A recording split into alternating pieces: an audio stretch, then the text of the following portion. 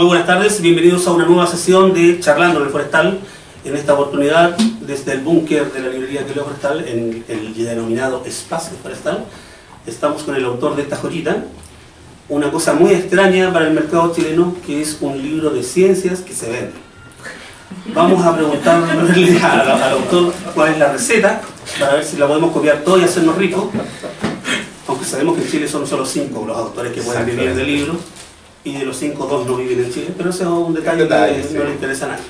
Le vamos a robar la biografía a Penguin Random House. Dice acá que Gabriel León es bioquímico y doctor en biología celular y molecular de la Universidad Católica de Chile. No me gustó eso. Fue académico e investigador en la Universidad Andrés Bello, otra más, una buena, nómbrate una buena.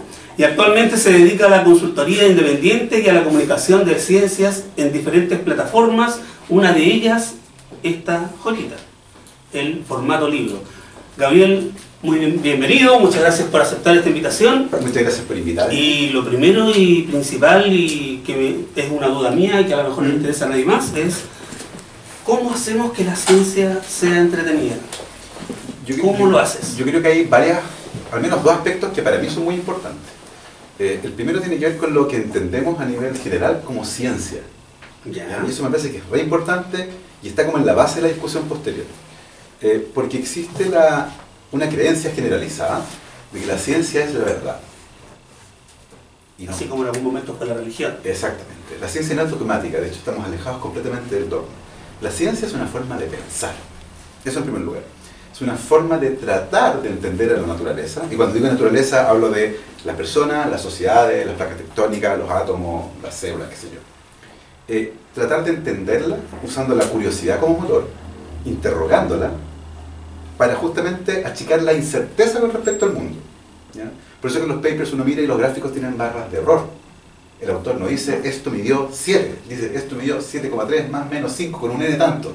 ¿Cachai? ¿Por qué es importante eso? Porque si yo creo que la ciencia es la verdad, probablemente me voy a desilusionar y voy a buscar respuestas en otra parte. Y por otro lado se puso en confusiones importantes. Por ejemplo, yo lo contaba en la radio esto, hace 80 años atrás el huevo era muy bueno, era un gran alimento, tenía proteína, tenía grasa, etc. Y 40 años después era el demonio con patas, ¿cachai? Era como, no coma huevo porque hay colesterol y se van a morir, qué sé yo. Y 10 años después de nuevo bueno. Entonces cuando uno piensa que la ciencia es la verdad, mira esta discusión, no entiende por qué diablos van cambiando y dice, los científicos no tienen ni idea de lo que están haciendo.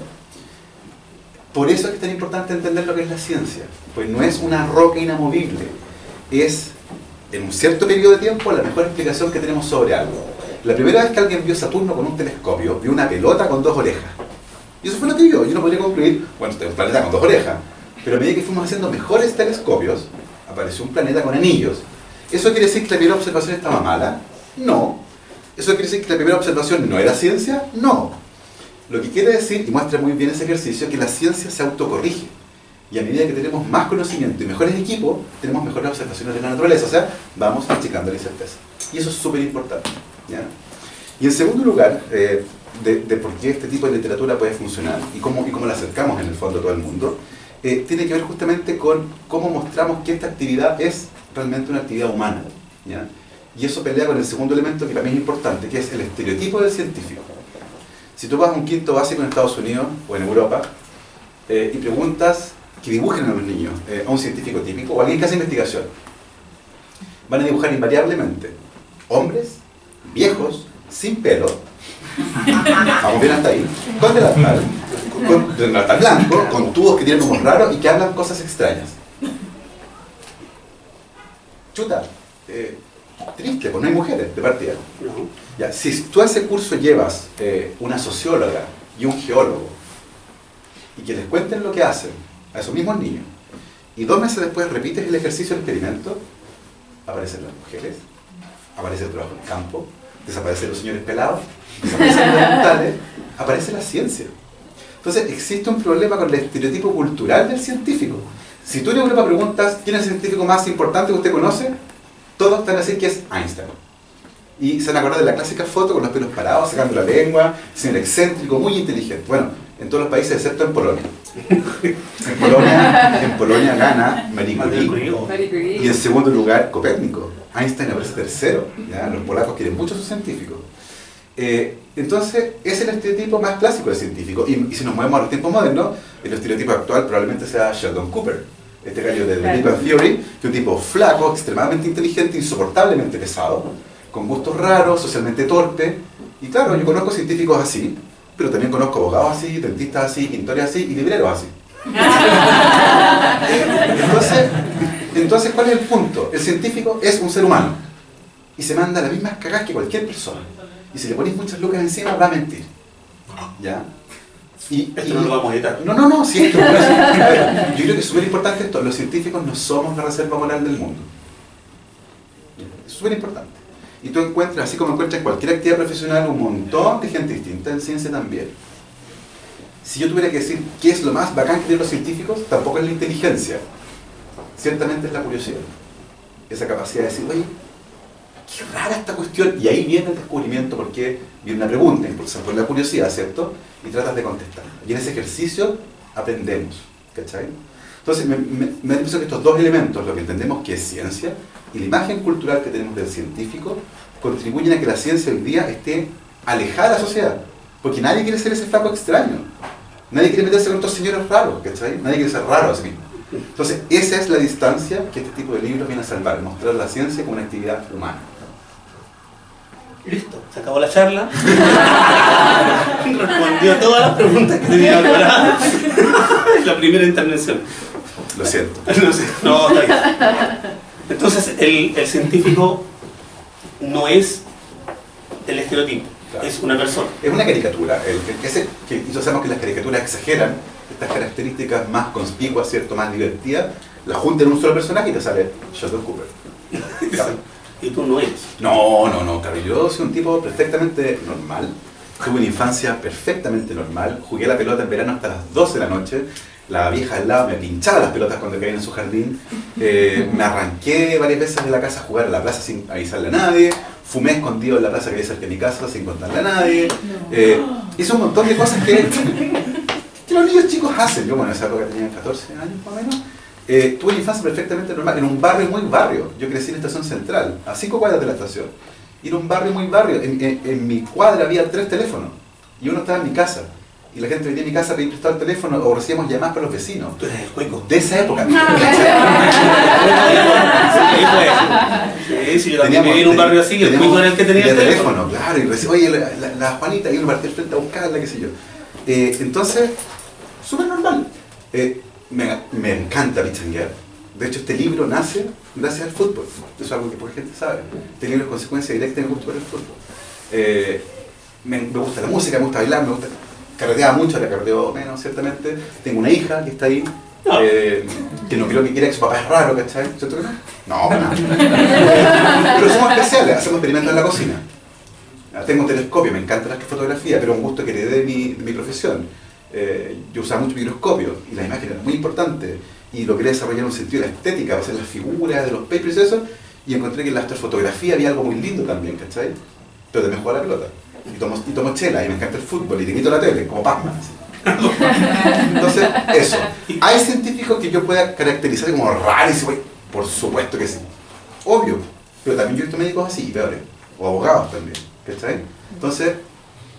¿Y cuándo nace el bichito o estuvo siempre? Estuvo siempre. Yo creo que estuvo siempre ahí. Yo, bueno, como te contaba en mi casa, mi papá era técnico electrónico y un taller con muchas herramientas. Entonces, cuando yo quería saber cómo funcionaba algo, por ejemplo, tu celular, iba a desarmar. Y saltaban los tornillos, los resortes, los engranajes. Una vez desarmé el reloj. Sobran piezas. No lo pude armar de nuevo, sobran piezas, lo cerré como pude y nadie despertó al día siguiente, obvio. Pero nunca me prohibí, nunca me dijeron, no hagas eso, ¿cachai? Como que, de hecho, les voy a contar mi primer experimento. Yo tenía 5 años, estaba jugando en el jardín con unos autitos y mi mamá tenía en el jardín una planta que se llama manto de Eva.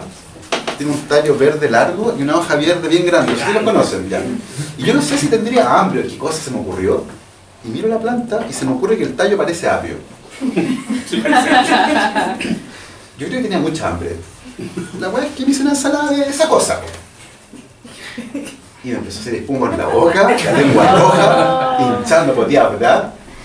Bueno, aprendí, bueno, no ahí, pero aprendí después que esa planta produce oxalatos de calcio por montones. Y eso es tremendamente irritante.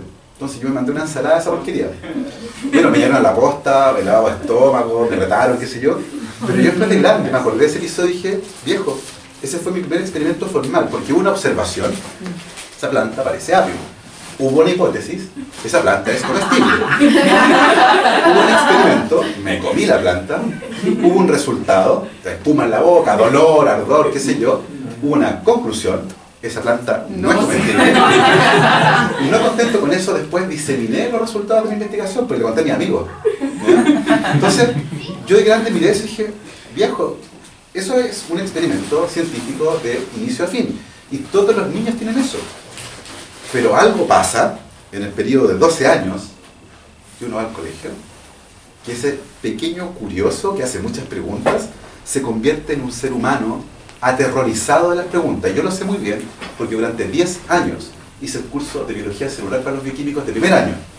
Yo tenía una sala con 90 cabros y yo preguntaba algo y sentía la adrenalina, sentía el terror en los ojos, veía cómo se escondían, trataban de hundirse, eran como un conejo en la carretera, así.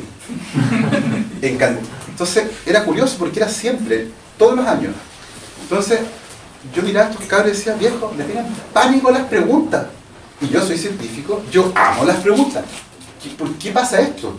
Entonces al principio me memorizaba un par de nombres, o si no usaba el puntero láser y se lo ponía acá. Usted. ¿Qué opina de esto? No sé, viejo, yo sé que tú no sabes. Quiero que pienses, mueve la ardillita, así como que vamos. Entonces, tímidamente decía, ah. Y de repente al lado, pero ve. Y tampoco empezaban y se dan cuenta que yo no quería dar respuesta. Yo quería que pensaran. Si a alguien le pregunto algo y no sabe y le doy la respuesta, le enseño una cosa. Pero si lo llevo por el proceso que va a la respuesta, le enseño a pensar. Y en eso se tomaban 5 o 6 clases y de repente yo preguntaba algo y veía manos arriba. ¿Cachai? Entonces, algo pasa en el colegio, que estos niños tan curiosos, potenciales científicos o de cabeza científica, crecen con terror a las preguntas porque saben que si no tienen la respuesta correcta, palo. ¿Cachai? Entonces, no es un problema solo nuestro, es un problema a nivel mundial esto, pero hay un desincentivo al no saber. Tú no puedes decir no sé. No, ¿Qué hacemos en ciencia cuando no sé? Inventamos algo. Bueno, históricamente hicimos eso. Cuando no sabíamos las causas de la enfermedad, inventamos los miasmas, que eran espíritus malignos que emergían del suelo. Y eso nos contagiaba las enfermedades. ¿Cachai? Entonces, es lo peor que podía hacer inventar una respuesta. Ahí está el gran problema. Ahí lo perdemos. Entonces, si bien yo de chico supe que quería ser científico, tuve la suerte, la tremenda fortuna de tener los estímulos adecuados para seguir ese camino. A los 13 años leí un artículo de divulgación que hablaba de ingeniería genética. Y yo decidí a los 13 años que quería clonar genes. No tenía idea de lo que tenía que estudiar, pero yo quería clonar genes. Yo quería que ese fuera mi trabajo. Y de grande ya, a los 16, descubrí que era bioquímica lo que quería estudiar. Y eso fue lo que estudié. Y el tercer año estudiando bioquímica, fui a un laboratorio a pedir trabajo, voluntario. Y mi primer trabajo fue clonar un gen. Entonces yo exploté de felicidad y dije, quiero hacer esto toda mi vida. Y el camino que había para eso era hacer el doctorado. Y lo hice, seguí el doctorado. Y una vez que terminé el doctorado dije, bueno, ¿ahora qué hago? Un postdoctorado. 2 años más hasta que finalmente uno es viejo, ya tiene 33 años y que hay que cotizar. Porque yo todo esto con beca, gracias chiquillo. Muchas gracias. Todo esto con beca. Y chuta, ya tenía 33 y la gente sabe ya como que tiene casa, yo no tenía nada. Y era como, bueno, y ahí encontré trabajo en la Universidad de Andrés Bello, me contrataron como académico, me gané un proyecto FONDES como investigador principal, armé un laboratorio, me pasaron una pieza y la convertí en laboratorio. Llegaron estudiantes y durante 10 años trabajé en eso. No, mentira, 8 años. Yo tuve un laboratorio, 2 proyectos FONDES, un Corfinoa, estudiante, hasta que un día descubrí que eso que siempre quise hacer, que era ser científico, ya no me hacía feliz. La vida académica me arruinó. Yo no supe lidiar con ella. Uno se convierte en el gerente de un laboratorio y hacía cada vez menos ciencia, y estaba metido en pegas administrativas, chuta, y decía, ¿y a qué hora disfruto mi pega? Entonces en un momento, y eso era así, muy hippie, muy millennial, dejé de ser feliz. Y dije, chuta, no puedo hacer esto 40 años más, no lo logro soportar. Y ahí descubrí, porque ya a esa altura, eso fue el 2014, yo a esa altura ya hacía algo de divulgación científica como hobby, que partió, y vuelvo al fútbol, que partió el 2011 cuando yo jugando fútbol me corto el tendón de Aquiles, me operan y quedo con licencia 2 meses. Y nos está pasado 2 meses, dije yo, ¿qué hago con 2 meses de tiempo libre? Voy a escribir una novela policial negra. Sí, patuamente, sí. Y no, duré 2 días y logré darme cuenta de lo difícil que era y lo patudo que era. Así, voy a componer una ópera, no sé, po. Voy a esculpir la Venus de Milo. Pero me acordé que tenía historias guardadas de mi época de estudiante. Historias que orbitaban en la ciencia. No eran papers propiamente tal, eran lo que le había pasado a los señores que estaban en el paper. Y que narrativamente hablando eran entretenidas. Yo de chico escribía y desarrollé cierta intuición narrativa. Esto es una buena historia, puede funcionar. Y las guardé por ahí, por acá, por acá. Salían de repente, las contaban en algún carrete. Estaban ahí, durmiendo. Entonces dije yo, este es el momento de escribirlas. Capaz que si a mí me gusta, le gustará a alguien más. Y abrí un blog. En esa época también, blog, ¿cierto? Y comencé típicamente un blog, lo mostraba por Facebook, por Twitter. Me di cuenta que si escribía contingencia, la gente me leía más. O sea, si leía noticias interesantes, la gente me leía más. Me di cuenta un día que escribí algo sobre una noticia en particular y me la pidieron de BBC Chile, de un montón de sitios de noticias. Y yo así, me publicaron. Y de repente me llaman por teléfono al celular y yo miro así. Aló, me dice Gabriel, sí, digo yo, tú no me conoces, dice, yo soy Matías del Río, soy periodista en Canal 11. ¡Qué miedo! ¿Cómo se consigue mi número? Después descubrí el mundo de los periodistas y de los productores, que trafican números, sí, se pasaron. Pero ahí me di cuenta que la gente no leía, de verdad. Como que, y era interesante, y como que, bueno, y en esa línea estaba trabajando, me propuse publicar un artículo al mes. Lo cumplí, hasta que en 2015 me llega un mensaje por Facebook. ¡Ping! Dice, hola Gabriel, soy Gonzalo, soy editor en Penguin Random House y me gustaría juntarme contigo para un proyecto editorial. Y dije, este me quiere robar un riñón. ¿Qué hacer editor? Llegué aquí a la reunión, nos juntamos aquí en un café al frente, estaba frente a la editorial. Claro. Y no para de verdad, y no me quería sacar un riñón. Y yo así, me dijo, empecé a leer el blog, me dijo, y no paré hasta las 3 de la mañana. Esto va a funcionar, me dijo. Dije, bueno, será, como ya, pues vamos, hagámoslo. Eso fue en febrero, al año siguiente el libro estaba publicado. En mayo, de hecho, fue lanzado. Y para mí fue una tremenda sorpresa. Porque funcionó. Fue una respuesta extremadamente larga. Pero eso, así terminé haciendo esto. Fueron como 10 años, no más, 15 años de mi vida, 20 años de mi vida. Pero Gonzalo era de verdad. Gonzalo Eltech, gran novelista, tiene gran editor, que de hecho se fue a España. Sí, se fue. Penguin se lo llevó a España y él llevó mi libro, llevó 300 de acá. Y con Alexis Sánchez le gusté a los españoles, y van a publicar ahora a fines de agosto. En Barcelona lanzan el libro.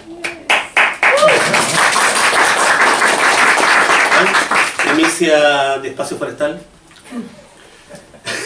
Entonces vamos al capítulo 2. ¿Cómo llegamos del libro 1, éxito, extraño, pero éxito al fin, novedad, se convirtió casi en una moda, ahora hay 10 libros de divulgación científica circulando por ahí con relativo éxito también. Sí, claro.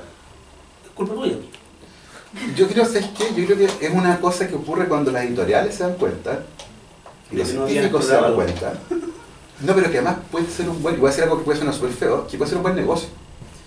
Porque para que un libro sea publicado y funcione, de alguna parte tiene que haber interés comercial por hacerlo. Si no, yo autoedito mi libro, lo vendo yo, ¿cachai? Pero se convirtieron en buenos productos, en el sentido amplio de la palabra. Libros que mostraban el mundo de la ciencia, que eran digeribles, que eran amenos, que eran amables, que eran simpáticos, ¿me cachai? Yo no quería hacer un paper, que lata, para eso tengo a mi colega científico que lo aburro en los congresos. ¿Cómo conecto con las personas que rozan la ciencia, que viven metidos en un mundo que respira y vive y consume ciencia, pero no lo saben? ¿Cómo los juntamos? Y por eso que yo, si bien no tenía muchas expectativas por el primero, me sorprendí también de ver a José Massa, a la María Teresa Ruiz, a la Andrés Gomberov, todos juntos disfrutando de este fenómeno. Y ahí viene la otra pregunta, ¿cómo hacemos que más científicos logren hacerlo? Porque hasta ahora esos talentos son naturales, son buenos contando historias, son buenos engrupiendo, ¿cachai? Pero enseñémoslo. Son habilidades que uno puede enseñar a los científicos jóvenes. El otro día fue a una charla a un grupo de médicos que estaban muy preocupados por el movimiento antivacuna. Y los pediatras me decían, yo tengo que conversar con papás, con mamás que están muy nerviosos, los cabros chicos no vienen con manual, que no hay un link para descargar un PDF, y todos los papás son medio histéricos. Entonces, ¿cómo yo dialogo con esa mamá que lleva la cabra chica y dice que le tiene terror a vacunarla porque le da miedo a las cosas que le dio? ¿Cómo le hablo? No saben, si no les enseñan eso. Entonces, es hora también de empezar a desarrollar otras habilidades blandas para que quienes tienen que hacer esto logren relacionarse, por ejemplo, con los tomadores de decisiones. ¿Cómo hablamos con un político? ¿Cachai? ¿Cómo me acerco a un político? Claro, después de eso. ¿Cómo logro que me entienda, que se interese, cómo se convence que el cambio climático es algo que es importante que conversemos? ¿Cachai? Entonces, eso bien requiere hablamiento. ¿Cachai? Y eso se puede entrenar. Yo no pido que todos sean expertos en retórica y súper entretenidos, ¿cachai? Pero al menos que sepan transmitir una idea sin que tú te mates de aburrimiento. Eso. O que entiende la mitad. O que entienda la mitad. O sea, o ser muy confuso o ser aburrido, que son los dos extremos de la narrativa. Hay una narrativa intermedia que es la entretenida, que tiene toda la emoción, ¿cachai? Eso, y se puede hacer. Se puede. A mí eso de la narrativa me gustó por lo del librero que soy, que claro. Pelado y todo. O sea, de hecho ¿Qué lee Gabriel León? Yo leo, a ver, me da por época, un momento que me dio por leer a Saramago, y lo leí compulsivamente. Leí como 5 libros de los 6 libros al hilo. Ahí está entre esos libros uno de mis favoritos, que es La intermitencia de la muerte. Es un tremendo libro. Obvio que te va a gustar ese más que el otro. Después me dio con Murakami. ¿A tu nos da con Murakami? Me he divorciado hace poco, entonces Murakami. Leí Tokyo Blues primero, casi me mato, ¿no? Lloraba con el pobrecito. Y tengo ese libro, lo tomé el otro día, estaba ordenando los libros. Tú ordenas los libros, ¿cierto? y tenía pasajes subrayados todavía, así que no, que estaban con destacador, así que ¿cachai? Entonces, así. El péndulo de Foucault, la isla del día antes, que lo encontré brillante, ¿cachai? Ese tipo de cosas. De literatura como literatura, estoy leyendo ahora a Pierre Lemaitre, un novelista francés de novela policial negra, que me encantó, buenísimo, que estuvo el año pasado en el desayuno de los libreros, brillante como escribe. Cuando era más chico leí mucha ciencia ficción, Asimov de arriba abajo, que además sentía, estudiando bioquímica, una cercanía con él, porque él era químico con un doctorado en bioquímica, entonces hay algo ahí de admiración también a él. Y muchos artículos en revistas actualmente, The Atlantic, la sección de ciencia del New York Times y The Guardian, que son muy buenas. Y recuerdo también que hubo un periodo de varios años en que no leí absolutamente ni una novela, que fue todo el periodo del doctorado. Pero lo único que leía eran papers. Y eso fue un error mío, porque tenía espacio para leer otras cosas. Pero era tan cuadrado que en vez de eso leía más papers, de distintas cosas. Y descubrí que después de varios de esos papers terminaron en el libro. Ah, sí. Sí. Es raro cómo funciona esto uy, qué interesante esta cuestión. Y podría leer una novela, nada, no el paper. Y quedó por ahí guardado y de repente, libro. Funciona raro el cerebro, así que yo feliz por eso. ¿Cómo funciona el cerebro? Es una de las cosas que no sabemos. El riñón es un filtro, el corazón es una bomba. Lo siento, una bomba. Pero el cerebro es súper complejo. Y hay muchas propiedades nuestras que emergen desde el cerebro, pero no emergen en un lugar. Son propiedades que emergen de la conexión de distintas estructuras, entonces es tremendamente complejo.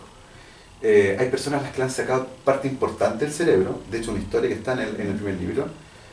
Imagínense en un momento en que nadie se ve muy bien cómo funciona el cerebro, que te hacen un hoyo de acá de 1 pulgada, arriba en el cráneo, te meten una espátula así, permiso, te levantan el cerebro y con una bombilla de plata te aspiran una parte del cerebro. O sea, si alguien me explica eso a mí, ¿a dónde la viste? O sea, ahora que saben mucho más, en esa época no saben, menos todavía, po. Y le sacan un montón de, tamaño un puño de materias del cerebro a este señor y dejó de generar recuerdos nuevos. Se acordaba de todo para atrás. ¿Memento? ¿Y el memento? Era memento. Tenía amnesia anterógrada. Pero solo, y se convirtió en un modelo de estudio fascinante, ¿ya? De hecho, él le tenía que explicar cada vez, pero él tenía muy claro que cuando estaba internado, recordaba todo eso para atrás, pero tenía que explicar cada vez que hacía un experimento, oiga, no sé, y él muy amable, ha sido siempre aceptó el experimento. Y descubrió una cosa muy entretenida. Lo hacían dibujar una estrella en un espejo dentro de un cuadrante, que es un ejercicio extremadamente difícil, inténtenlo. Yo lo hice en mi casa, es mirando un espejo, dibujar, es como el ejercicio este de conducir, pero un espejo, es muy peludo. Pero a medida que uno lo hace, se entrena y aprendes en el fondo. Bueno, este señor lograba hacerlo también. no generaba recuerdos nuevos, pero su memoria mecánica, su memoria estaba bien. Y ahí descubrimos que esas dos partes de la memoria, que eran aparentemente estaban en lugares distintos del cerebro. ¿Cachai? Lo mismo que la torre de Hanoi, esa que uno va desarmando para armarla de vuelta, también aprender habilidades manuales como malabarismo. Esa memoria estaba intacta. Era la otra, ¿cachai? Entonces aprendimos un montón, pero todavía no sabemos casi nada sobre el cerebro, que es lo impresionante. Todos los días aprendemos algo nuevo sobre el cerebro, de cómo se conecta.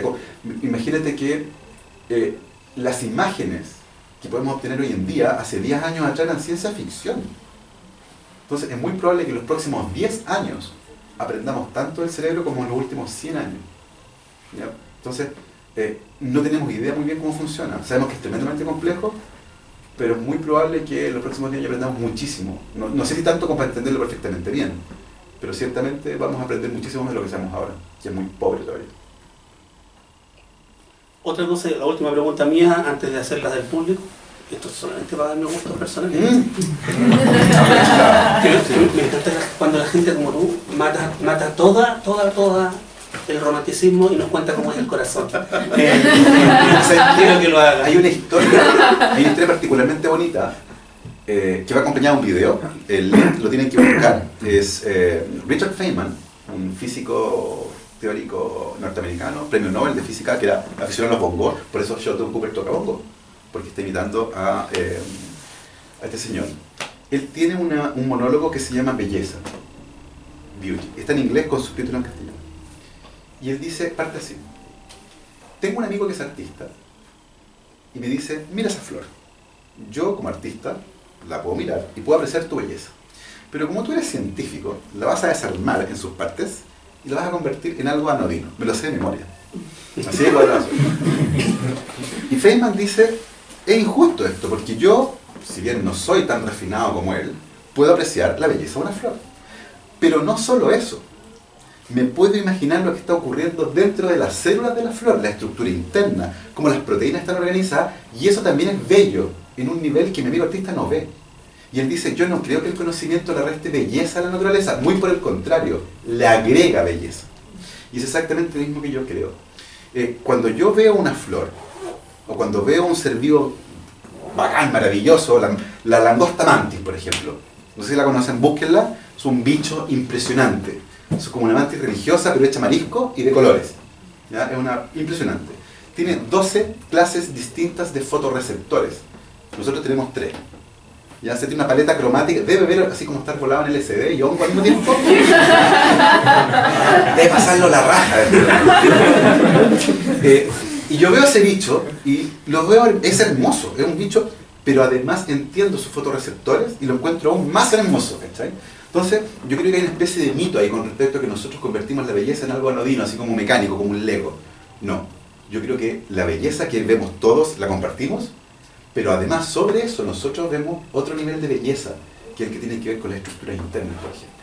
Entonces dudo que la ciencia le quite belleza al mundo, yo creo que le agrega. ¡Ah! Me mató. Bueno, como me mató mi pregunta, yo quería que diseccionara el corazón, pero no se hizo. Es hora de que ustedes traten de matarlo con una pregunta. ¿Quién parte? Por favor. Tengo 2 preguntas. La primera es... Es una por número, disculpe. Tengo algunos privilegios acá. Sí, sabemos. 2 preguntas. Una, ¿cómo se le habla al sistema, al establishment, para que, en particular en Chile, cambie esa idea de que la ciencia instalada en los 80 y 90, de que la ciencia debe generar productos y utilidad, rentabilidad? Es decir, ¿cómo se le explica a las universidades y a las autoridades que la ciencia dura, que no va para ninguna parte en apariencia, sirve? Y la otra pregunta es... Espérate, no, tengo Alzheimer, así que si te la otra y cuando te metes a olvidar es un desastre. Mira, yo partí esta charla explicando lo que era la ciencia. Partamos de ahí. Yo tuve la fortuna de estar en el debate, de estar en el debate presidencial de ciencia. Y el ejercicio que los científicos hicimos ahí fue un ejercicio de autoflagelamiento. Los aspirantes a dirigir el país no tenían la más mínima idea de lo que era la ciencia, porque pensaban que eran drones, robotitos, no sé, más cobre. No. Acordamos que la ciencia no es eso, la ciencia es una forma de pensar. Mucha gente criticó al microsatélite chileno en Suchai, porque decían, pesquísimo esa cuestión, si todo el mundo lo hace, lo tira. Viejo, no lo hicimos por el satélite. Mejor compramos uno en Alipo, como en AliExpress, ¿cachai? Por el celular, ¿cachai? Tiene un satélite. ¿Pero qué aprendiste ahí? Nada. Cuando uno hace un satélite, aprende a hacer un satélite. Y esa es la gracia. Cuando los gringos fueron a la Luna, y olvidemos un rato el conflicto que tenían con los soviéticos, ¿a qué fueron a la Luna? A nada. No hay nada en la Luna. Fuimos porque no habíamos ido. Pero en el camino tuvimos que hacer filtros de agua porque los astronautas se pusieron cuico y no querían tomarse la orina. Y yo, no, me filtra esa cosa. Ya, hagámosle filtros a estos locos. Filtros de agua, termómetros digitales, detectores de humo y joystick. ¿Ya? Joysticks nace la NASA. Lo hicimos ver en la Luna. Donde le viene el velcro. Para que no tuvieran que amarrarse zapatillas con esas porquerías de guantes. Y todos esos son subproductos de la carrera espacial. ¿Ya? Efectivamente, las cosas que hace la ciencia, en el camino para resolver muchas veces los físicos querían compartir sus datos más rápido y inventaron Internet. ¿Ya? Ese es como el ejemplo más claro. Cuando se inauguró el Large Hadron Collider, que costó $6.400 millones, le preguntaron al científico a cargo, un periodista tanto ahí expectante, y un periodista hace la pregunta que nadie quería hacer. Disculpe, ¿para qué sirve esta cuestión? Y el tipo le dice, ¿y micrófono? No lo sé. Usted me está diciendo que se gastaron $6.400 millones en hacer algo que no sabe. Sí, le sé, efectivamente. Pero no sabemos dónde nos va a hallar esto. Es muy posible que de acá salgan las nuevas tecnologías en biomedicina, en química, en un montón de áreas. ¿Ya? Eso es lo que yo llamo el wishful thinking. Pensar que todos los aportes que hacemos en algún momento van a terminar aliviando algún problema vital de la humanidad. ¿Ya? Pero así se construye conocimiento. Es la única forma. Pero si los políticos creen que la ciencia son productos, estamos sonados. La ciencia no es sus productos. Es una consecuencia de entender algo. ¿Ya? Son dos cosas distintas. Y por otro lado, tenemos una inversión en ciencia que es paupérrima. Por lo mismo, creo yo, van de la mano. Y me parece, yo esto lo he pensado mucho, tratar de convencer a los políticos es súper complejo. Súper complejo. Porque de partida que los cambian cada cierto tiempo, igual que los pañales, que cambian cada cierto tiempo, por la misma razón. De hecho. Y además muchas veces obedecen a otro tipo de intereses. ¿Ya? Votan por lo que los votantes quieren escuchar. ¿Qué pasa si lo que los votantes quieren escuchar es ciencia? Por lo tanto, el trabajo es con la gente, no con el político. Porque si el día de mañana yo hago una encuesta y pregunto ¿qué quieren los habitantes de esta región? ¿Un centro de investigación o un hospital? No me cae ninguna duda que van a elegir el hospital, porque básicamente no tienen idea de lo que ocurre dentro de un centro de investigación. El trabajo es con la gente. Ahora sí, la segunda. Y la segunda, para el otro extremo, ¿cómo hacer que los niños, y a partir de los niños el resto de la gente, pero en especial los niños, desarrollen pensamiento crítico? Es la forma en que el científico piensa. Cuando un niño pregunta algo, no quiere la respuesta. Está pidiendo que alguien lo oriente en una forma de pensar. ¿Ya? Lo dije en algún momento con la conversación. Si un niño me pregunta algo y yo le contesto, ese niño aprendió algo. Si un niño me contesta algo y yo le muestro el camino para llegar a la respuesta, ese niño aprendió a pensar. Y ese niño que aprendió a pensar se va a convertir en un adulto al que nadie lo va a engañar. ¿Ya? Porque va a aprender a pensar. Ese ejercicio tiene que partir en el colegio, tiene que seguir en la casa. ¿Ya? Para mí es muy sintomático que los cabros salgan del colegio sintiendo terror a las preguntas. Si ellos apreciaran el pensamiento crítico, si supieran que no tienen que tener todas las respuestas, amarían las preguntas, que es lo que hacemos los científicos. Así que yo creo que hay que lograr, el desafío es lograr que esos niños, pequeños científicos que entran al colegio, salgan más o menos igual y no tan apareados como ahora. Tiene que ver mucho que ver la crianza también, porque cuando un hijo le pregunta a uno una cosa, uno le responde, le da la respuesta rápida, completa, concreta, para que no moleste más. Bueno, y en el colegio pasa lo mismo. O sea, si tú tienes una sala con 40 cabros y hay 30 que quieren preguntarte y tú tienes un programa que tienes que cumplir, oye, lo mejor es, ¿saben qué? Se callan y tú seguís. Por eso es que en muchos colegios los talleres han ayudado a eso, a resolver parte de las inquietudes, ya sea en deporte, en cultura, en ciencia. Y los cabros que tienen interés pueden encontrar ahí un espacio. ¿Cuántos estudiantes en Chile tienen esa oportunidad? Poquísimo. Entonces hay que hacer que eso sea la norma. ¿Alguien más? Por favor, levante la mano para irnos ordenando porque hay muchas preguntas.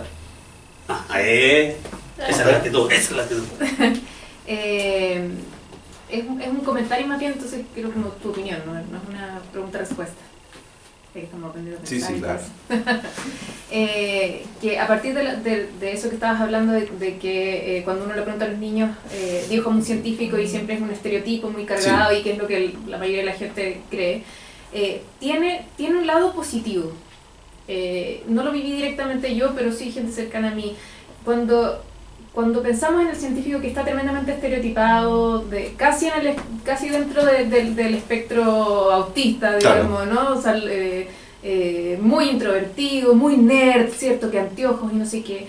Eso le permitió, creo yo, a más de una generación de nerds poder verse en algo productivo, en algo bacán, en un, oye, yo puedo hacer eso y yo puedo ser alguien que descubra cosas, alguien que, no sé, no debe haber faltado el nerd que dijo, yo puedo ser millonario de esta manera, así puedo ganar plata, o sea... Bill Gates hizo eso. Por ejemplo, Sí, por ejemplo, ¿no? Entonces, si bien estoy tremendamente de acuerdo contigo en que hay que cambiar esa noción tan estereotipada de la ciencia, al mismo tiempo, uno que fue nerd durante mucho, y lo sigue siendo, vio como amigos, yo vi amigos míos que encontraron validación, identidad, sí. a través de ese estereotipo. Entonces, si bien como que le encuentro ese ladito como positivo, por así decirlo. Sí, yo creo que hay una vuelta también que tiene que ver con que efectivamente durante un tiempo quienes accedieron a este tipo de intereses era la élite. De hecho, en Chile parte importante, no todo, pero parte importante de los científicos más viejos vienen de la élite económica chilena, porque eran los que tienen acceso a un mundo que el resto de la población no tenía, a buenas enciclopedias, en el fondo a buenos vehículos para contestar preguntas. ¿Ya? Entonces me da la impresión de que por ahí un poco así hay una especie de sesgo con respecto al tipo de personas que en algún momento fueron atraídas por este tipo de áreas. Hoy en día es mucho más, por así decirlo, está mucho más democratizado el acceso a este tipo de intereses. Pero sí, podría ser un buen vehículo para usar en aquellos casos de cabros que se pueden sentir muy outsider, como muy fuera del mundo, y ver que efectivamente dentro de este mundo se ven reflejados. Pero al mismo tiempo, yo también explotaría al científico que viene de otro mundo. Mostrar que cabros que vienen a lo mejor de una escuela que no tuvo privilegio, que no tuvo laboratorio, que también este es un camino, que no es necesario haber tenido un laboratorio de biología molecular en el colegio para poder seguir una carrera por este lado. El refugio de los nerds, por así decirlo, ciertamente es una idea que calza con esto el estereotipo, y yo me veo reflejado ahí. Y de hecho creo que es importante decirlo porque últimamente, y al menos en Chile, con esto que pasó con Nicolás López, por ejemplo, que dicen, el típico nerd siniestro. Yo no creo que Nicolás López haya sido nerd. Yo creo que pertenece a otra calaña. ¿Ya? Yo soy nerd. Es otro tipo de persona. ¿Ya? Entonces, en la defensa de los nerds, por así decirlo, efectivamente es un perfil que puede calzar muy bien con algunos tipos de estos trabajos y por lo tanto calza con lo que tú decías. Eso. O también tiene que ver con aquello que decíamos de que dentro de los nerds también puede haber un tipo malo. También, sí, dentro, porque somos espectros, no es una cosa fija. No todos los en todos los 256 tonos de gris. Claro. Por favor, Juan. Hola, Gabo. ¿Cómo va? Bienvenido. Primero, felicitarte por este segundo lanzamiento, y después quería saber cuál es el grupo quizá etario ahora en tus viajes, como en América Latina, en distintos países y en el país también. Pues es más difícil de atraer, como de seducir, el que está como un poco más reacio a recibir información de evidencia y a romper como esa estructura interna. Entre más grande, peor. Somos la excepción. Los dogmas tienden a endurecerse con el tiempo. Y me he dado cuenta, de hecho, en ese ejercicio me he dado cuenta de dónde están mis vacíos formativos ahora. Tengo ganas de estudiar psicología cognitiva, y entender cómo la gente piensa y toma decisiones. Y es un área súper compleja. Y además es bien misteriosa. Creo que Daniel Dennett, filósofo estadounidense, dijo: no hay forma amable de decirle a alguien que está equivocado. Pero para eso hay que entender que las creencias son parte de las personas. Y cada vez que yo te boto una creencia importante para ti, te hago daño. Y es muy probable que el daño sea tan grande que tú vas a huir de eso, disonancia cognitiva, y vas a huir de eso y vas a proteger tu creencia. Entonces la pregunta es, ¿qué es lo que hace Richard Dawkins, por ejemplo? ¿No se conoce a Richard Dawkins? Es un profesor, bueno. Lo amamos. Richard Dawkins tiene un estilo tan punzante que llega a ser refractario. Y hay una conversación muy buena entre Richard Dawkins y Neil deGrasse Tyson, donde Neil deGrasse Tyson le dice, mira Richard, tú eres profesor para el entendimiento público de la ciencia. Pero en general lo que tú haces es decir, mire, las vacunas no causan autismo, ahí están los papers. Y si usted no lo entiende, usted es estúpido. Porque ahí está, ¿ya? Y está muy bien, ahí está la evidencia. El punto es que le estás hablando a personas que pueden estar asustadas, confundidas, con miedo, ¿ya? Entonces tú dices, ¿cómo yo, que soy un ser humano complejo, soy un simio complejo, yo a veces hago el ejercicio de imaginarme a todo esto como mono? Y muy divertido era un mono hablando de otros monos con una caja delante con un papel con mancha. El ejercicio es como yo, entendiendo que esa persona está asustada, confundida, convencida, como yo uso la evidencia y en un ejercicio de persuasión me acerco a él. Pero pasa que entender qué tiene adentro, ¿cachai? Porque yo voy a un congreso, yo muestro mis datos, ahí están los datos, y de verdad, y si tú no entendí, eres estúpido. Porque y estamos hablando entre pares. Entonces, oye, pero ahí está, po. No, no está. Entonces, pero cuando tú estás hablando con personas en la comunidad que no entienden bien cómo diablos funciona una vacuna, chuta, no es como, ahí están los papers, ahí tiene un review, léalo, ahí dice que las vacunas, no jodamos. O sea, lo podía hacer, pero el resultado se hace muy poco efectivo. Hay que acercarse, ya, ¿a quién le tiene miedo? Es que leí en internet, no sé qué. Bueno, vamos por ahí, ¿cachai? Entonces, esa a mi entender es la forma de ir acercándose un poco a... Pero ciertamente, entre más grandes, peor, ¿ya? Y al revés, las mejores preguntas y las más y yo así, entre más chicos, peor, ¿ya? Hoy salen con unas preguntas así, espantosas, que son como, oh, Madre Santa, no sé nada, me quiero tirar por un... ¿cachai? No somos nada.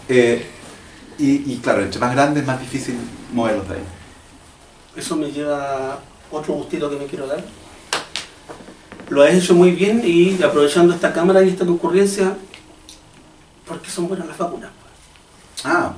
Es interesante eso porque nosotros nunca supimos por qué nos enfermábamos, ¿ya? Y los seres humanos históricamente cuando no sabemos algo, como estamos tan... es como cuando se corta la luz y uno está solo en la casa y aunque tú sabes que los monstruos no existen, que nadie va a entrar a violarte, a matar, igual como, se cortó la luz, la linterna, ya. Le tenemos pánico a la incertidumbre. Y muchas veces cuando no sabemos algo, el pánico es tan fuerte que inventamos algo.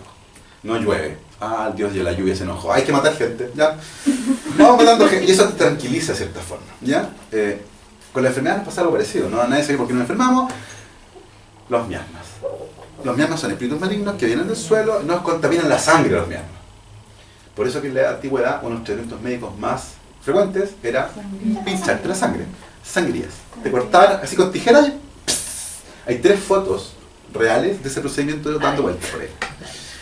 George Washington, señor poderoso, se murió de una ordinaria amigdalitis. Todos tenían amigdalitis, pues, como, come on. Se murió de amigdalitis porque era muy cuadrado. Fue a ver sus campos de cerezo, estaba lloviendo a chuzo, llegó mojado a la casa y dije, oye, George, anda a cambiarte ropa antes de cenar. Dijo, no, porque ya es la hora de cenar. Cuadrado el hombre. Bueno, se sentó a cenar así, bueno, se agarró una amigdalitis del demonio, murió en 2 días. Tenía 3 médicos, tenía plata, pues, tenía 3 médicos, y lo único que hicieron fue sacarle sangre. Pobre George murió ahí apaleado y pálido. No entendíamos de dónde venía la enfermedad. Hasta que Koch y Pasteur descubrieron que había unos, cáchense lo que tienen que haber dicho. Hay unos organismos que no podemos ver, que son microorganismos, y eso nos enferma. Me imagino cuando se dijeron eso.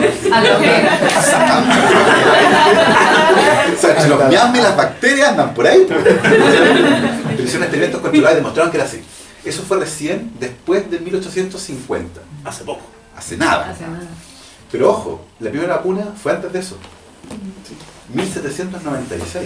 Un poquito antes. Capítulo 1 del... Hay una cosa muy linda. La primera vacuna y el nacimiento de la homeopatía ocurrieron el mismo año. Miren qué lindo. Y están conectadas en una historia que es preciosa.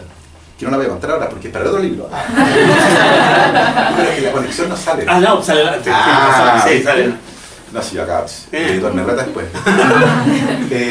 Y lo inventa un médico rural inglés a partir de información que ya circulaba profusamente en esa época y era como el cuento, así como la copucha. Oye, las mujeres que ordeñan vacas no les da viruela. Cáchate. las mujeres que ordeñan vacas. Oye, y Jenner se puso a averiguar esta historia. Bueno, las mujeres que ordeñaban vacas se contagiaban de una enfermedad de las vacas, que era la viruela vacuna. Y les salía una ampolla horrible aquí en la mano, pero no se morían, po. Y la viruela mataba a un tercio de los que infectaba, po. Y la leyenda decía que esa mujer que se infectaba con viruela vacuna nunca le daba viruela humana. Y que además cuando los querían variolizar, que en la antigüedad encontraron que si molían las costras, cáchense la cosa, para que agradezcan que viven ahora, molían las costras de los enfermos que habían sobrevivido a la viruela, las pulverizaban, las ponían en una especie de flauta y por la nariz para adentro. Eso se llama variolización. Y la idea era producirte un cuadro leve de viruela, pero a veces no funcionaba, te daba un cuadro fuerte y te moría. Entonces, la gente que le hacían eso y que le había dado la viruela vacuna, tampoco le pasaba nada. Entonces Jenner dijo, la enfermedad de las vacas protege de la enfermedad humana. Voy a hacer un ensayo controlado. Y en esa época no había comités de bioética. Así que agarró a un chico de jardinero y le mandó unos cortes, tampoco había jeringa, pero hizo unos cortes en el brazo, tomó la pus de una pústula que tenía en la mano una mujer, y una pastita de pus y se la puso al cabro chico en el brazo. En una época donde la gente creía que la pureza de la sangre era importante, o sea, era una locura.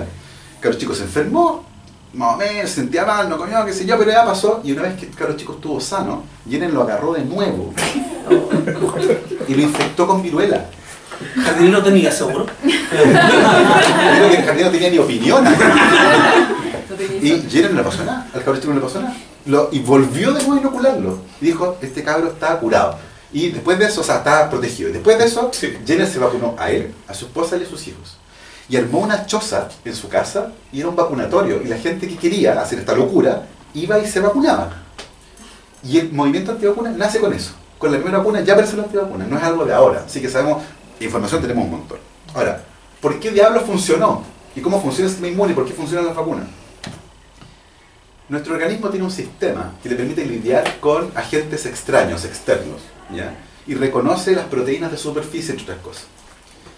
Y lo que hacemos con una vacuna es incorporar al cuerpo un patógeno debilitado, o parte de él, a veces los trozamos así, lo hacemos como un sashimi, y para adentro, no digan que yo dije que las vacunas son sashimi, porque van a venir después, que la industria del sushi me paga. No sé. Y lo que hace el fondo en el cuerpo es reconocer este bicho que viene medio muerto, así como medio carreteado, y como viene medio carreteado no te enferma, pero expone estas proteínas y el cuerpo las reconoce y toma nota. Ah, tiene esta, esta.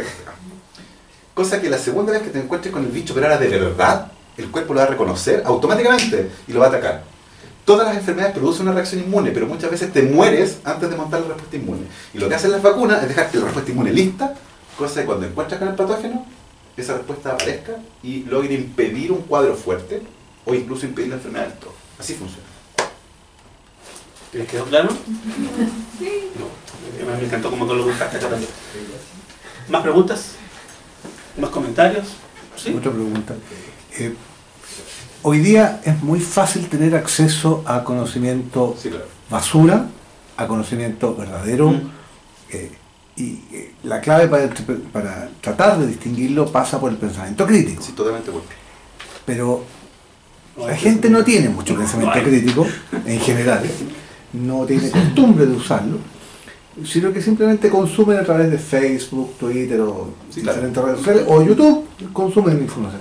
¿Por qué no también hacer campaña para que la gente consuma los videos de Kurzgesagt, que probablemente te suenan, o los de Wendover Productions, o los de Smarter Everyday, o un montón de sitios, de canales de YouTube, Nerdwriter, que te van enseñando y que son visualmente muy atractivos.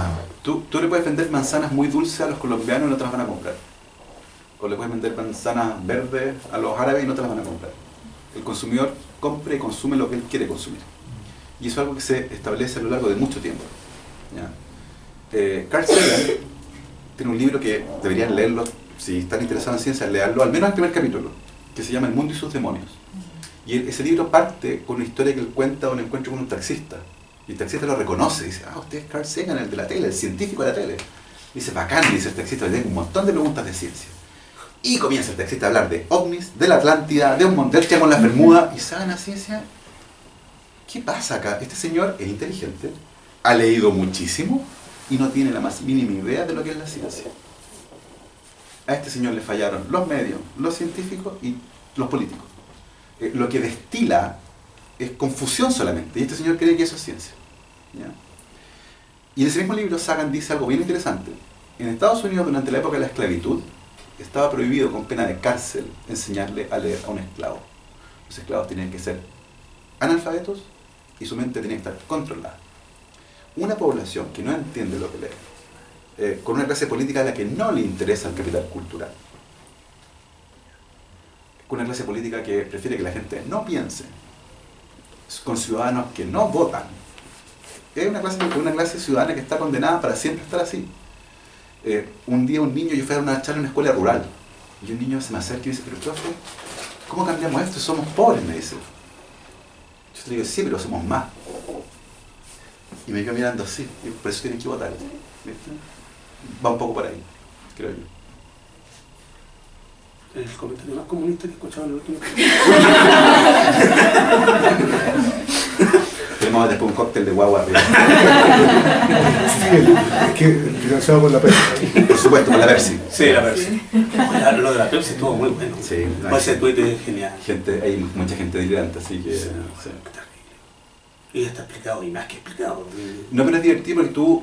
¿Se acuerdan? No sé, hace 2 años un chileno inventó una historia de que los Minions están inspirados por los nazis. ¿Se acuerdan de eso, no? Sí. Hasta iba con una foto, porque las cosas con fotos son creíbles.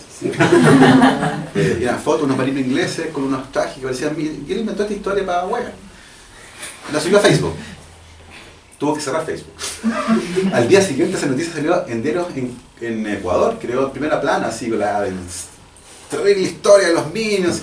Y el día siguiente salió en The Guardian y en el New York Times comentaban esta historia de cómo tan rápido esta noticia se diseminó. Y este gallo salió diciendo después que era un ejercicio sociológico, él quería ver qué tan rápido esta historia falsa se desparramaba. Bueno, se desparramó súper rápido. O lo de la benzina en el WhatsApp, ¿cierto? Se todas hechas benzina. Y era como, ¿qué onda? Y la mejor es la de la leche. Una vez cuando yo todavía iba al supermercado, pues ya no voy al supermercado, iba con mi carrito, y yo soy súper sapo, copuchento. Pues soy científico. ¿Qué miráis? No, soy científico, tengo licencia de científico. Tranquilo, soy científico. Y mira una señora que sacaba una caja de leche, y le miraba la base y la devolvía. Y siguió así, y yo así, qué raro. Hay algo que no sé. Disculpe, señora, ¿qué está haciendo? Me dice, no sabe nada, que me llegó una cadena por Facebook. Y yo ahí, ¿dónde me vine a meter? Ya. Digo, ya, ¿y qué dice? Dice esta cadena que la leche vence, y cuando vence el supermercado la devuelve a la fábrica, la repausterizan, y yo ahí mi ojo, la ceja me llegó acá.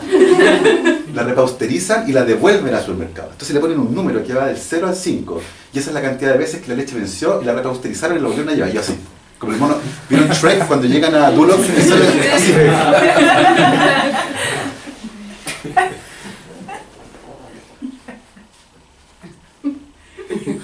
Señora. La pasteurización es un proceso que esteriliza la leche. Por lo tanto, si usted no abre la leche no se ha contaminado. Y esa leche no tiene bacterias, ¿ya?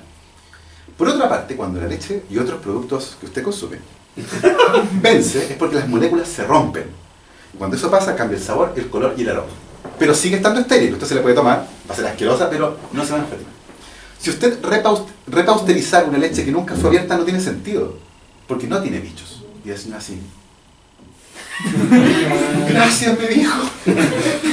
Gracias por esto, porque pierdo tanto tiempo comprando esto.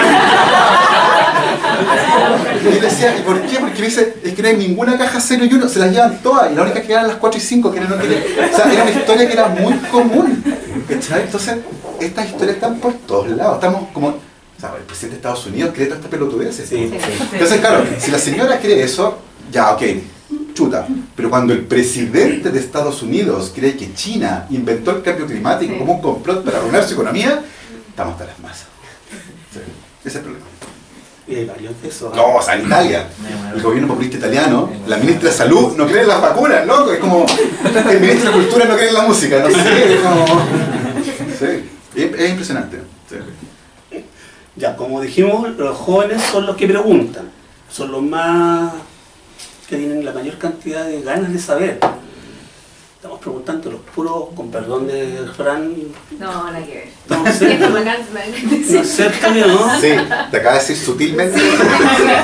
Es que iba a decir, hemos preguntado a todos los grandotes y la iba a incluir porque ella preguntó, entonces, por favor. Hola. ¿Qué tal? Lo que pasa es que, por lo menos yo en mi casa, tengo 3 niños pequeños y que son mis hermanos y intento explicarles lo que pasa hoy en día en el mundo, pero como que no encuentro las palabras, quizás porque todavía no me formo muy bien o cualquier cosa. Y tampoco sé cómo concientizarlos con lo que hoy pasa, ya sea con el plástico, el cambio climático y todo ese tipo, y no sé cómo enfrentarlo. Tengo un futuro astrónomo y de verdad se me sale de las manos y no sé qué hacer. Entonces no sé si hay algún comentario de cómo poder guiarlos. Sí, yo creo que para mí lo más importante es que aprendan a pensar, ¿ya? Que es algo que suena súper fácil, aprender a pensar, pero yo sé pensar muy bien. Como decía Trump, ¿no? I have the best words. Pero es un ejercicio difícil. Entonces, la pregunta es siempre desafiarlos a ir ellos por su cuenta, más que, como decía, más que entregar las respuestas, como ayudarlos a llegar ahí. Y es un proceso que va a emerger de manera natural. Los niños particularmente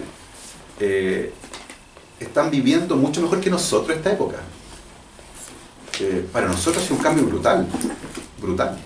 Hay gente que todavía no entiende lo que pasó acá. Mi hija que está acá, tiene 10 años y hace un par de años atrás estábamos navegando en el lago Cowell, en la Salina, arrendamos un kayak y fuimos a andar en kayak. Y le digo, Antonio, ¿tú alguna vez has andado en kayak antes de subirnos? Y me queda mirando y me dice, sí, en Minecraft. Y yo dije, cáchate yo. Sí, po. Es otra, no es mi realidad, es otra realidad, ¿cachai? Entonces, para allá tengo que ir. Si quiero conversar con mi hija, tengo que ir para allá. ¿Cachai? Y ellos están súper bien adaptados a este mundo, a esta cosa, a esta vorágine que está ocurriendo, que además pasa muy rápido. La esperanza de vida hace 200 años atrás era de 40 años. Yo tengo 43. Hoy la esperanza de vida supera los 80. ¿Todo tiempo pasado fue mejor? ¿Han escuchado eso? Mentira. Hoy ustedes tienen el doble de tiempo para vivir. El doble de tiempo para vivir. Somos la misma especie. No hemos cambiado mucho. Lavarse las manos, agua potable, vacuna, alimentación, ya menos guerra, ya nos matamos como antes, antibióticos. Entonces, viejo, estamos estrujando así como las posibilidades. El doble de tiempo. Pasan las cosas que nos gustan. Para descubrir el mundo, para amar, para comer, para jugar, para saltar, para lo que quieran. Y eso es maravilloso. 66 años separan el primer despegue de un avión a la llegada del hombre a la luna. 1903, 1969. O sea, hubo gente que en su vida vio despegar el primer avión así tembloroso y después vieron 3 locos llegar a la luna. Súper, o sea, impresionante, ¿cachai? Es como magia, es como loco, despegamos ayer, llegamos a la luna ahora. 20 años hay entre la estructura del ADN y su manipulación en un tubo de ensayo. 53-73. Vamos súper rápido. Entonces el peligro es, y aquí es donde viene lo importante, la filosofía. Corremos el riesgo de ir tan rápido corriendo, con los ojos cerrados, que en algún momento vamos a mirar y vamos a llegar a un lugar a lo mejor donde no queremos estar. Por eso es importante hacer nuestras preguntas de ¿para dónde vamos? Por eso es importante pensar, básicamente. Va un poco en la línea de decir que como un poco la ciencia ha avanzado súper rápido y en algunas cosas súper bien, como las vacunas, y en otras cosas como que siento yo que está como súper la cagada, como tú decís, como el cambio climático. Y en qué momento finalmente la ciencia va a aportar como ese granito de arena para que no quede la escoba, creo yo. Como que está todo súper rápido y así como en 100 años fuimos capaces de llenar de plástico los océanos, y yo creo que no va a tener mucha solución tan rápida. ¿Qué piensa la ciencia y crees tú? ¿Cómo lo ve también? Sí, eso es algo bien curioso. A fines de los 70, científicos de Noruega y de Suecia, usando imágenes satelitales, descubrieron que en la capa de ozono había un agujero. Y al principio pensaron que era un error del equipo. Oye, ¿quién jugó con el equipo? ¿Quién lo pateó? Era súper heavy y no calzaba. Pero a mediados de los 80 fue claro que había un agujero en la capa de ozono. Eso fue el 85. Y lo que ocurrió fue impresionante. El consenso científico a nivel mundial empujó a algo que yo nunca más vi. que fue un cambio rapidísimo y se banearon todos los CFC. Y el mundo se puso de acuerdo, pero así. Y eso no ocurrió en el cambio climático. Hemos sido incapaces de transmitir el consenso y lo urgente que resulta el problema a los que toman decisiones. A comienzos de este año, Ciudad del Cabo se va a quedar sin agua. Una ciudad gigantesca. Sin agua. O sea, a nosotros nos corta el agua 2 días y aparte el olor del metro, o sea, hay cierto reclamar porque obvio, po. Imagínense estar sin agua. Yo creo que un ejercicio muy lindo, hacer el ejercicio de decir, ¿qué pasa si se corta la luz? No hay luz durante una semana. Viejo, es el caos. Bueno, eso podría pasar. Piensen una semana sin agua en Santiago, en verano. ¿Cuántos muertos habría? ¿Ya? Y eso no lo estamos como que, no, se lo ha pasado todavía. En Europa, hay partes de Europa que ahora en verano ha muerto gente de calor. En Irlanda mostraron unos techos que chorreaban brea porque nunca habían tenido temperatura sobre 30 grados.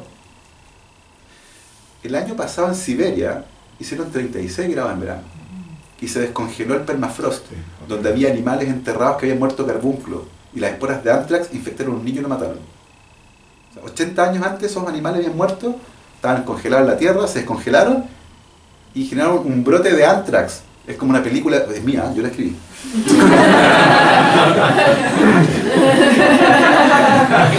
Todo identificado.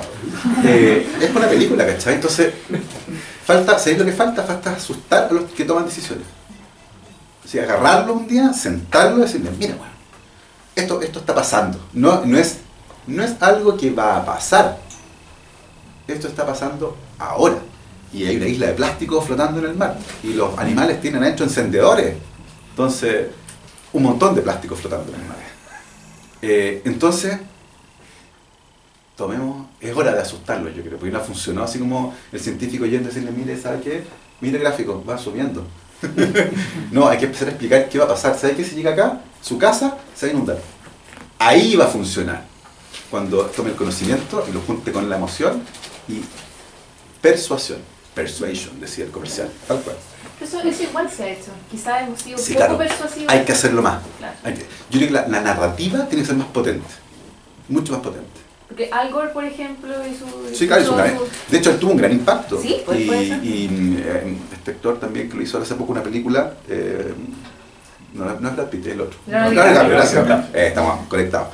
También esta cosa con el cambio. Entonces, eso falta, en actores, figuras públicas que la gente le crea, que lo estime y que digan el mensaje correcto. Por ahí es la cosa, sí. Una reflexión respecto a lo frágil de nuestra civilización, esta eterna como amenaza a la humanidad de una gran pandemia que podría acabar con todo, sí. Y por ejemplo los brotes de ébola de hace no tanto tiempo u otras enfermedades que se creían controladas o extinguidas que vuelven a brotar. Un poco tu opinión. A ver, yo creo que lo del ébola a mí no me preocupa tanto. El ébola es una enfermedad tan radical que aparece, mata a todo el mundo y desaparece. No tiene más hospedero. Es como poco eficiente en ese sentido. Si yo hubiera sido el dios del mal, no lo diseño así. A mí me preocupa más la viruela. Porque cuando se eliminó el virus de la naturaleza se guardó en cajas. Y hasta el día de hoy se debate si fue buena idea o no. Hace 4 o 5 años atrás alguien estaba en Bethesda, en el NIH, ordenando un freezer, estaba buscando unos reactivos y ahora sí, una caja con smallpox, con viruela. Se había perdido. Se perdió una caja con viruela. Y eso en Estados Unidos. No quiero ni pensar lo que ocurrió en la Unión Soviética cuando se desmanteló, ¿ya? Porque ahí estaban las otras cajas con viruela. Y además es muy probable que haya muchos humanos que murieron de viruela y que quedaron congelados en alguna parte de Europa. Y es posible, no sé a qué punto, que el virus sobreviva en esas condiciones. Puede ocurrir que haya sobrevivido y si se descongela con el cambio climático, uno de esos bichos, esa es la segunda parte de mi película, podemos tener un brote de viruela. Ya no hay vacuna, pues nadie hace vacunas para la viruela, si no existe la viruela. Entonces, eso me preocupa un montón también. Y lo otro que se ha diseminado información para fabricar virus extremadamente peligrosos. Entonces, también, de nuevo, la pregunta, ¿es correcto poner a disposición, porque además son procedimientos económicos, poner a disposición de la gente herramientas? En Estados Unidos están los mapas de pistolas 3D, no sé si los vieron. Sí. Entonces tú te podías, si tiene un ataque de locura y te imprimí una pistola 3D, se te va a pasar después. ¿Para qué la querías? No te acordáis. Pasaron como 10 días. Pero eventualmente tú podías hacerte una pistola y una impresora 3D. Entonces, ¿es correcto poner a disposición de las personas ese tipo de tecnología cuando aún no conocemos sus alcances? No digo que la censuremos, pero digo que hay que pensarlo. Cuando los científicos inventaron la biología molecular, lo primero que hicieron fue prohibirla. Y se juntaron todos en California, no a surfear, sino que 3 días se encerraron a discutir los límites de la biología molecular. Así como era como la punta de Tralca, pero sin locura, en un balneario de esa naturaleza. Y de Montemar, y sale una declaración, la declaración de Montemar, y se establece una pauta para trabajar con ingeniería genética. Y después de eso se levanta esto, ¿cachai? Entonces, la propia comunidad reconoció que había un peligro latente y que por tanto era importante poner barreras. Por eso que andamos haciendo experimentos de biología molecular aquí mismo con un piso alfombrado. Lo hacemos en un laboratorio, con piso lavable, con autoclave, ¿cachai? Entonces, si bien el ébola es como súper espectacular, porque, o sea, es impresionante, ¿no? Que genera una impresión muy fuerte, no es espectacular, porque básicamente uno sangra de todas las perforaciones del cuerpo. Como te digo, aparece, mata a mucha gente, desaparece, o sea, muere mucha más gente por otras causas, ¿ya? Pero si tú me preguntas por una especie de apocalipsis, bueno, el cambio climático ciertamente, la emergencia de enfermedades que no conocemos, la resistencia a antibióticos, que es un tremendo problema, y es interesante porque se podrían resolver, por ejemplo, con investigación en bioprospección. Nuestro país, por ejemplo, tiene 4.000 kilómetros de costa, con los climas más diversos de norte a sur, y deben vivir ahí bichos que tienen moléculas para todo, desde para volarse hasta para curar el cáncer, ¿ya? Entonces, chuta, deberíamos estar investigándola, haciendo bioprospección de esas moléculas, que eventualmente nos pueden ayudar a resolver algunos de estos conflictos que son bien apocalípticos. Eso. Tengo una última pregunta. Sí. Bueno, más que nada una duda. ¿Tú cómo ayudarías a descentralizar la ciencia en Chile? Me refiero, sí, por ejemplo, obviando el caso que está pasando en el norte, yo soy de Punta Arenas y ahí, en un caso específico, las universidades nos superan las 5 universidades y menos. Yo me encuentro acá por el tema de estudiar. Pero si no fuera por eso, yo seguiría viviendo allá. Entonces tengo que recurrir a otros lugares, sí, para adquirir conocimiento, siendo que allá es la puerta al continente blanco, no, o sea, hay islas, hay, sí, naturaleza y... Mira, un detalle. Hace un par de años atrás me tocó conversar con un académico de la Católica, Premio Nacional de Ciencia, que estaba coordinando el traslado de 5 académicos jóvenes a Punta Arenas, a dirigir un centro para trabajar en envejecimiento. Y no podía encontrar gente que se quisiera ir a Punta Arenas. Me decía, lo encuentran lejos y frío. Me decía, son cabros que hicieron doctorado en Inglaterra, loco. Claro. ¿Qué más lejos y más frío que Londres? ¿Cachai? Eso es el primer problema. ¿No? Nos cuesta todavía pensar, si, ojo, es que en provincia no pasa nada. No, cuesta. Es interesante porque hay regiones que tienen problemáticas propias. O sea, las problemáticas de Antofagasta no son las de Santiago, ni las de Temuco, ni las de Punta Arenas. Y con una ciencia que está centralizada en CONICET, nada vamos a hacer al respecto.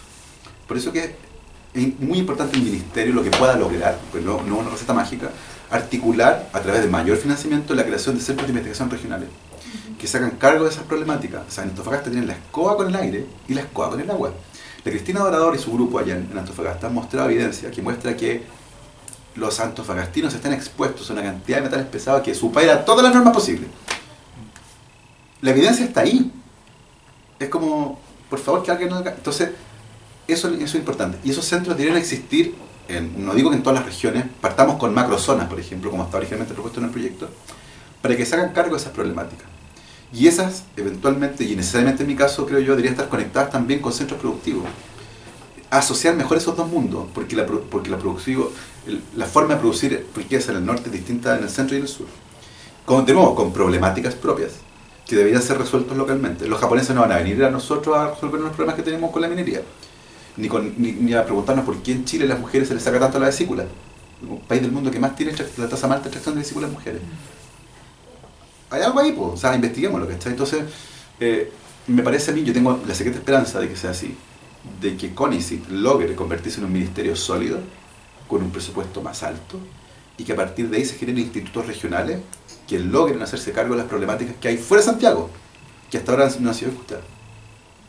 Está el caso del SEX, por ejemplo, en Valdivia. El SEX, que tiene que un centro de investigación hecho y derecho, no hace docencia, hace solo investigación, pero se generó como una especie de polo científico multidisciplinario, Ahí faltaría agregarle al concepto el enfoque más regional, que ciertamente debe haber investigación regional, pero que se conecte más con las problemáticas. Pero es un gran ejemplo el sexo. Nos tenemos que ir. La última, ya. Usted habló de la maravilla que es el país para la investigación científica.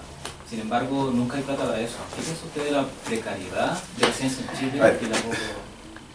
Me refiero cuando digo maravilla que somos un laboratorio natural. O sea, una cosa que me impresionó mucho. La mayor parte de las noticias positivas relacionadas con Chile el año pasado fueron de ciencia. Ya no fue el turismo. No era las Torres del Paine, era el desierto de Atacama.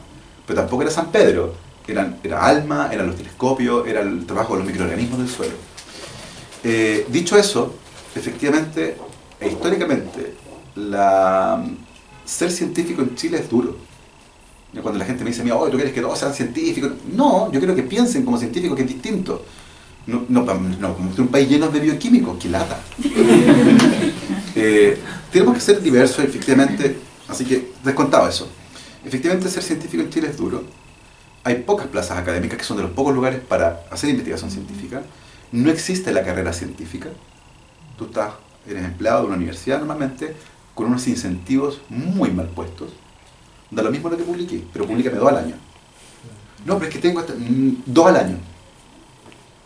O sea, tú te conviertes en un publicador de papers, no en un científico, que son 2 ejercicios distintos, ¿ya? Los ayudantes de investigación no tienen contrato, están en el aire, no son empleados de la universidad, boletean un proyecto, le boletean a un ente que no existe. Así es su ingeniería. Y si el jefe no se gana el proyecto el otro año, no hay pega y no tenéis compensaciones, no hay nada. O sea, el sistema completo es de tal fragilidad que asusta. Entonces, de nuevo, una esperanza que tengo yo con el ministerio es que esto se ordene, que se logren alinear las universidades con los proyectos y mire, ¿sabe qué? Esta persona ya está trabajando 20 años, es su empleado. No, pero es que no me joda, es su empleado. Ya 20 años trabajando con usted. ¿Ya?